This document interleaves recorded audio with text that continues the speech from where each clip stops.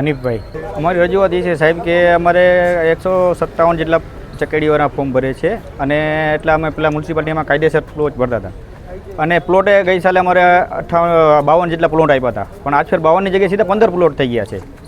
તો મારે કહેવાનું એમ છે કે ભાઈ 52ની જગ્યાએ કાંઈ નહીં, 52 તો રાખો, ઓછા ના કરો, કારણ કે હવે 150 પોણા 200ની સામે 15 એટલે કાંઈ ના કહેવાય, કારણ કે એટલામાં ભરાય નહીં. કોકને 7મ 8મ જન્માસી ચકેડીવાળાનું બોનસ છે, એ બોનસમાં તો ભાગ લેવા દો કે એનાથી 2 ચકરા પૈસા રડી શકે. બહારના આવીને ધંધો કરી જશે પણ રાજકોટવાળા નથી કરી શકતા.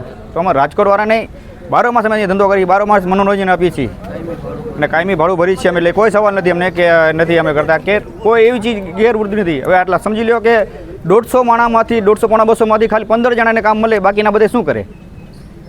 એટલા માટે અમારી રજૂઆત છે કે ભાઈ કમસે કમ 60-70 પ્લોટ તો કરો. નહીં, કારણ કોઈ જાતનું બતાવ્યું નથી અમને. અમે આના પહેલાં રજૂઆત કરી ચૂક્યા છીએ પણ એનો કોઈ જવાબ આવ્યો નથી અમને.